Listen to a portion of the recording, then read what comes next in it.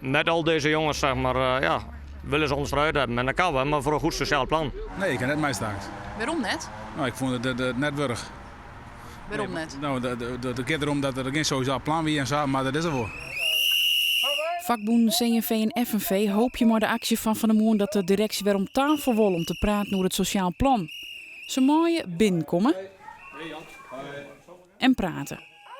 Uitkomst: Moon dat de directie weten of ze onder de onderhandelingstafel komen of net. Maar dat antwoord liep het nou eens wel duidelijk.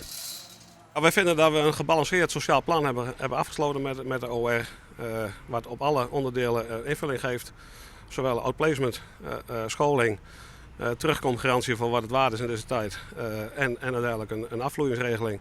En dat in balans tussen de mensen die blijven zitten en het bedrijf wat gewoon overeind moet blijven. We zijn gezond, maar we willen ook graag gezond blijven. Onze inzet is een landelijk sociaal plan, omdat er allemaal steeds ontslagen vallen bij vestigingen van Wijnen. Steeds onder de 20, om de wetmelding collectief ontslag te omzeilen.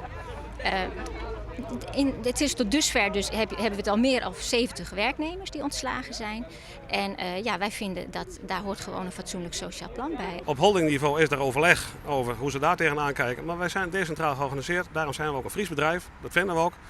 We zijn onderdeel van een landelijk bedrijf, dat heeft voordelen.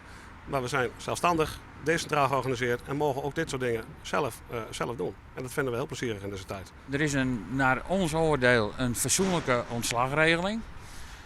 En ja, hoe triest het ook is, dan is dat niet anders. Nevens de directie is er geen breed draagvlak voor de acties van No. De directie stiet zien de vakboen, collega's die het nog werk had, zien collega's die het opstritten komen. Wij zijn inderdaad bang dat je nou inderdaad een weg krijgt tussen het personeel. En ja, daar zit niemand op te wachten, want dan gaat de werksfeer wordt daar niet beter van natuurlijk.